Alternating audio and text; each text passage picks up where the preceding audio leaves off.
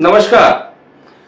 आज हमारे इस खास एपिसोड में आप सभी का बहुत स्वागत है और आज ये एपिसोड मैं लेकर आया हूं आप सभी को देश और दुनिया में जब भारत ने पाकिस्तान पर स्ट्राइक किया उसके बाद देश और दुनिया में आखिर क्या माहौल है, किस तरह की चर्चाएं चल रही हैं, इसके बारे में कुछ जानकारी देने के लिए वास्तव में क्या केवल पाकिस्तान और भारत में ही स्ट्राइक की चर्चा है?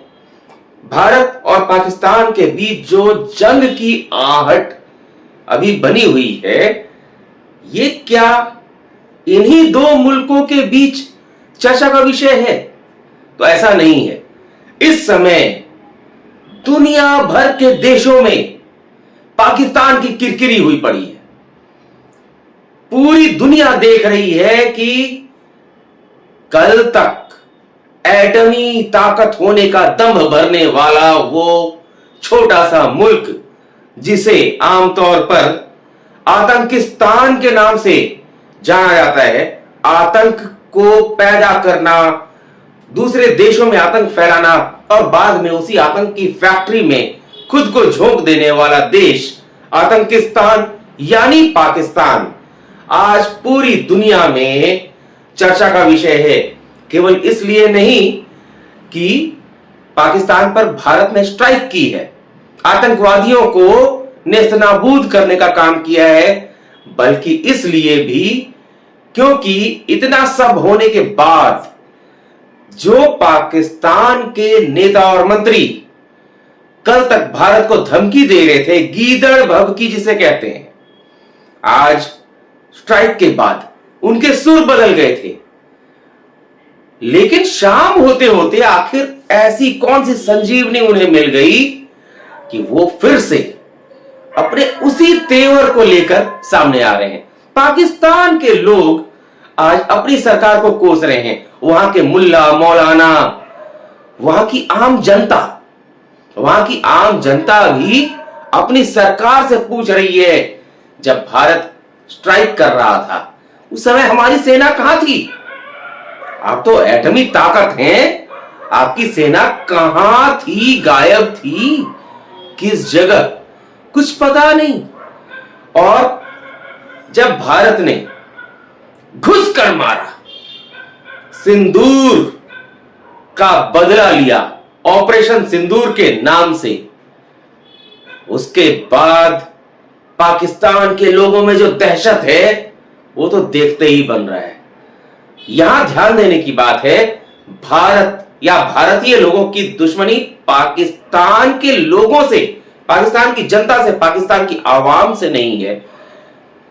ये सिर्फ और सिर्फ आतंकवाद के खिलाफ है, यानी जिसे कहते हैं आतंकवाद के विरुद्ध एक धर्म युद्ध चलाने जैसा है।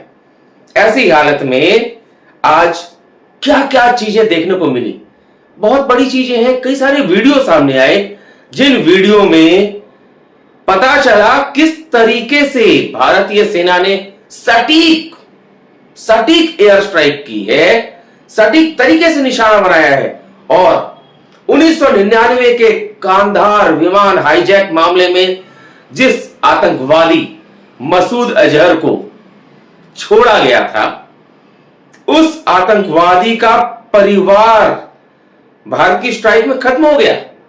उसके बाद वही आतंकवादी मसूद अजहर फूट फूट कर रोया, काश इस हमले में मैं भी मारा जाता, मेरे भांजे की मौत हो गई, भांजी की मौत हो गई, मेरी बहन, मेरे जीजा सारे मारे गए। भाई सच्चाई तो यह है कि आतंकवादी मसूद अजहर को भी मर जाना चाहिए था, लेकिन बहुत अच्छा हुआ कि उसकी मौत इस हमले में नहीं हुई। आतंकवादी मसूद अजहर को उस तड़प का, उस दर्द का सामना करना आवश्यक है, जरूरी है, जो उसने अपने आतंक के माध्यम से हम भारतीयों के ऊपर थोपा है।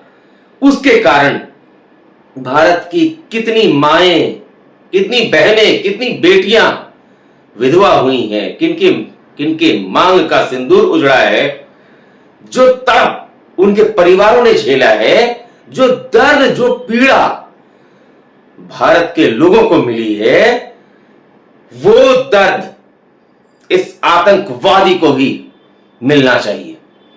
वो उसी योग्य है, इसी लायक है। इस्लाम के नाम पर, जिहाद के नाम पर निर्दोष लोगों को मारना, ये कहां का इंसाफ है? जिस किताब की बात ये करते हैं, जिसके आधार पर आतंक फैलाते हैं, क्या वो किताब इस तरीके से पूरी दुनिया में आतंक फैलाने के लिए तैयार की गई थी? जब भी उस किताब की रचना हुई होगी, जैसा कि कहा जाता है, तो खुद उन्हीं के लोगों के माध्यम से मुल्ला मौलाना खुद कहते हैं कि वो शांति का संदेश देने वाली किताब है, पाक है, पवित्र है। क्या उसके नाम पर अगर ये लोग इस तरह की हरकत करते हैं तो कहीं से भी इसे उचित ठहराया जा सकता है? इसलिए इस आतंकवादी मसूद अजहर को यह दर्द झेलना ही चाहिए, यह पीड़ा उसको मिलनी ही चाहिए कि उसका परिवार खत्म हो जाए और उसके बाद भी वो जिंदा रहे उस दर्द को झेलने के लिए।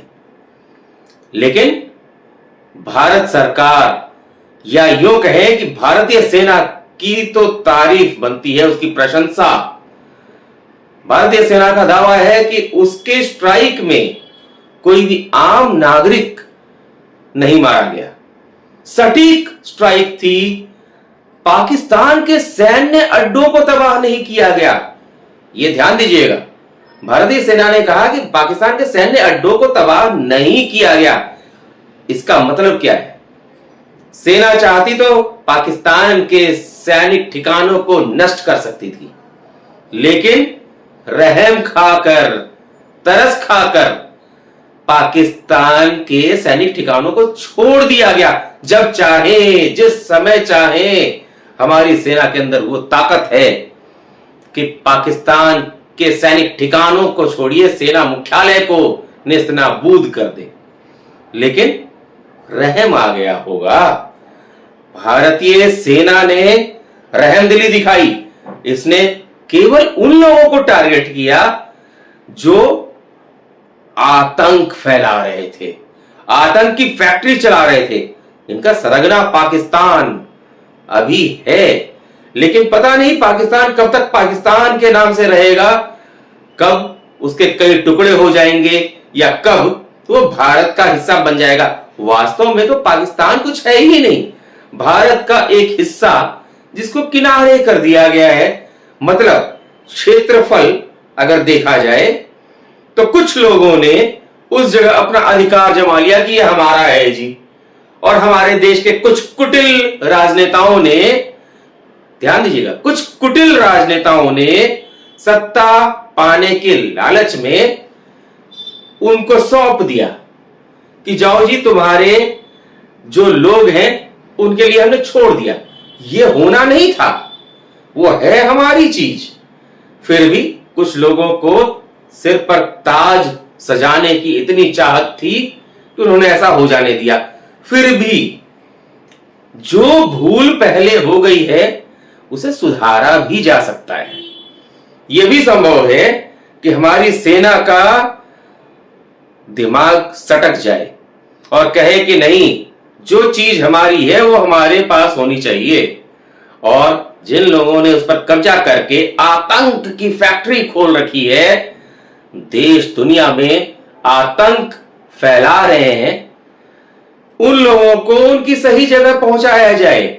सबसे बड़ी बात, जिन आतंकवादियों को भारतीय सेना ने ढेर किया, पूरी दुनिया उसे आतंकवादी जानती है उन लोगों को, उन आतंकवादियों के जनाजे पर वहां के सेना के अधिकारी शामिल हुए जनाजे में, और उनके ताबूत को पाकिस्तानी झंडे में लपेटा गया। किसी देश के झंडे में अगर किसी को लपेटा जाता है तो वो इसलिए लपेटा जाता है क्योंकि उसे शहीद का दर्जा दिया जाता है, उसे वो सम्मान दिया जाता है। यानी पाकिस्तान सरकार और पाकिस्तानी सेना की दृष्टि में, उनकी नजर में, हालांकि उनकी नजर में मोतियाबिंद हो गया है, ये तो लगता ही है। पाकिस्तान की जनता भी आज कोस रही है सेना को, क्योंकि आज जिस जनता के पास खाने को रोटी नहीं, उस जनता की सुध लिए बिना वहां की सेना और वहां के हुक्मरान भारत से चले हैं पंगा लेने। तो आज भारत और पाकिस्तान के बीच जो तनाव है, इसको लेकर पाकिस्तान की जनता भी अपनी सरकार को और अपनी सेना को कोस रही है। तो वहां के लोग भी इस बात को देखकर, सुनकर हैरान है कि आखिर आतंकवादियों के शवों को पाकिस्तान के झंडे में क्यों लपेटा गया?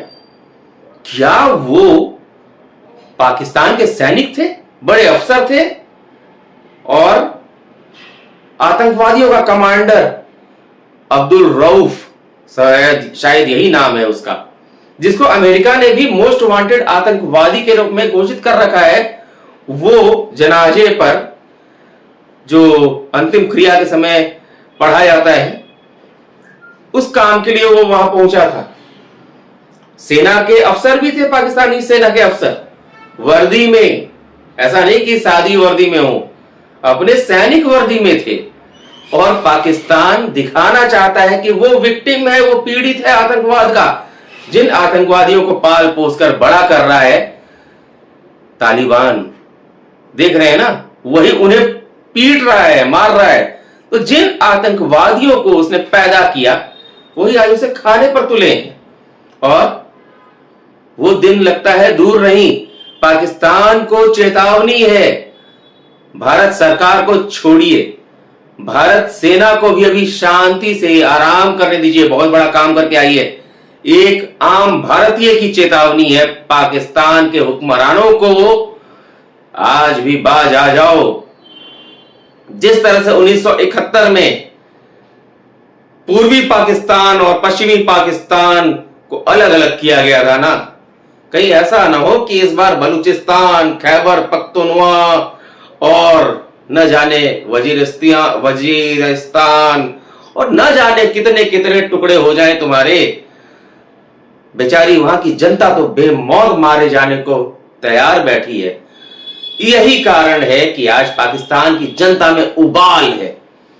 वहां के मुल्ला मौलाना कह रहे हैं कि भारत में ऐसा जुल्म नहीं है जितना पाकिस्तान में जुल्म है। आखिर क्या कारण है? वहां की सरकार अपने लोगों को रोटी तो दे नहीं पा रही और चल रही है एटमी ताकत होने का दंभ भरने। गए थे सऊदी अरबिया, वहां पर भी क्या कहा कि 2 एटमी ताकतों को जंग में जाने से रोक लीजिए, और वहां से बड़े ही बेमुरब्बत होकर बेइज्जती के साथ निकल आए। आज भी समय है, सत्ता चाहिए, सत्ता में बैठे हो तो सुधर जाओ, नहीं तो भारतीय सेना से पंगा लेने की कोशिश मत करना। जितना तुम्हारा डिफेंस का बजट है ना, रक्षा बजट, उसका 10 गुना, तो 10 गुना भी नहीं, 10 गुना से अधिक तो भारत का डिफेंस बजट है, रक्षा बजट। तो पंगा लेने की कोशिश मत करना।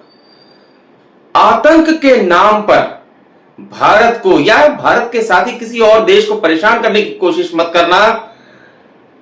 यही आतंकवाद भस्मासुर की तरह तुम्हें निगल रहा है। पाकिस्तान में बैठे हुक्मरान और वहां की सेना के लिए चेतावनी है। तो आज दिन भर इसी मुद्दे पर पूरी दुनिया में चर्चा होती रही, चाहे खुद को महाशक्ति कहने वाला अमेरिका हो या भारत का दोस्त रूस। हर तरफ से भारत को सपोर्ट मिला है, और इजराइल जो कि भारत का लगभग पक्का दोस्त है, उसने तो खुलकर भारत के कदम की तारीफ की है। पाकिस्तान अलग थलग पड़ा हुआ है, इसलिए पाकिस्तान को आज फिर से भारत रास्ता दिखा रहा है, सुधर जाओ।